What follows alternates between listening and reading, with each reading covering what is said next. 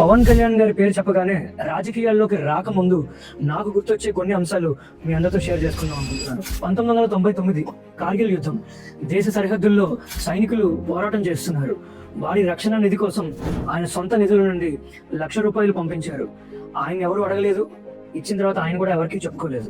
2007 అప్పటికి జనసేన పార్టీ పుట్టలేదు, ఓట్లు లేవు, సీట్లు లేవు, అడగడానికి ఏమీ లేదు. కానీ పవన్ కళ్యాణ్ గారు కామన్ మ్యాన్ ప్రొటెక్షన్ ఫోర్స్ అనే ఒక సంస్థ స్థాపించి నల్గొండ ఫ్లోరైడ్ బాధితుల కోసం, చేనేత కార్మికుల కోసం, అలాగే రైతుల కోసం ఆయన సొంత నిధుల నుండి ₹1 కోటి విరాళంగా ఇవ్వడం జరిగింది. అప్పటికి రాజకీయాల్లోకి రావడానికి ఆయనకి ఇంకా 7 సంవత్సరాల టైం ఉంది. అంటే ఓటు కోసం కాదు, తోటి మనిషి కోసం. 2014 మార్చి 14 జనసేన పార్టీ పుట్టింది. ఆయన పూర్తి మద్దతు కూటమికి ప్రకటించారు. అదే సంవత్సరం అక్టోబర్ నెలలో హుద్హుద్ తుఫాన్ ఉత్తరాంధ్రాన్ని ఎలా తుడిచిపెట్టిందో మనం అందరం చూసాము. పదవిని ఆ మనిషి ₹50 లక్షల విరాళంగా ఇచ్చారు.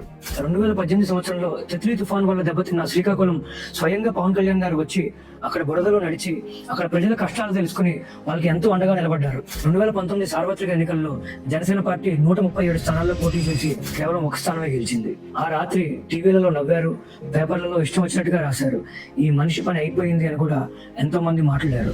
కానీ కరెక్ట్ గా ఎలక్షన్ అయిన 7 నెలల తర్వాత ఓడిపోయిన, పదవిలో లేని ఆ మనిషి యుద్ధంలో ప్రాణాలు కోల్పోయిన సైనికుల కుటుంబాల కోసం ఆయన సొంత నిధుల నుంచి ₹1 కోటి విరాళంగా ఇచ్చారు. 2020 కరోనా సమయంలో పవన్ కళ్యాణ్ గారు ఆయన సొంత నిధుల నుండి ఆంధ్రప్రదేశ్ కి 50 లక్షలు, తెలంగాణకి 50 లక్షలు, అదేవిధంగా కేంద్ర ప్రభుత్వానికి ₹1 కోటి, అంటే మొత్తం ₹2 కోట్ల ఆయన సొంత నిధుల నుంచి విరాళంగా ఇవ్వడం జరిగింది. 2022 కౌలు రైతుల ఆత్మహత్య, పంట చేతికి రాలేదు, అప్పులు మిగిలాయి, ఇంటి పెద్ద చనిపోయిన తర్వాత ఆ కుటుంబాలన్నీ కూడా రోడ్డున పడ్డాయి. కరెక్ట్ గా అదే సమయానికి పవన్ కళ్యాణ్ గారికి ఒక సినిమా అడ్వాన్స్ తాలూకా ₹5 కోట్ల ఆయనకి రావడం జరిగింది. ఆ డబ్బు ఆయన నేరుగా ఇంటికి తీసుకుని వెళ్ళలేదు. నష్టపోయిన కౌలు రైతుల కుటుంబాలు ఒక్కొక్క కుటుంబానికి ₹1,00,000 చొప్పున 3,000 కుటుంబాలకి నేరుగా ఈ ₹5 కోట్ల ఆయన విరాళంగా ఇవ్వడం జరిగింది. అది ప్రభుత్వ డబ్బు కాదు, పార్టీ డబ్బు అసలే కాదు. ఆయన కష్టపడి సంపాదించుకున్న ₹5 కోట్ల కౌలు రైతులకు ఇవ్వడం జరిగింది. ఓడిపోయిన తర్వాత పవన్ కళ్యాణ్ గారు ఇంట్లో కూర్చోలేదు, వారాహి ఎక్కారు.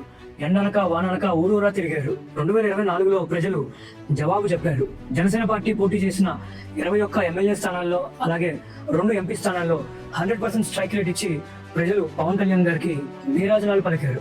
2019లో 1 సీటు, 2024లో ప్రతి ఒక్క సీటు.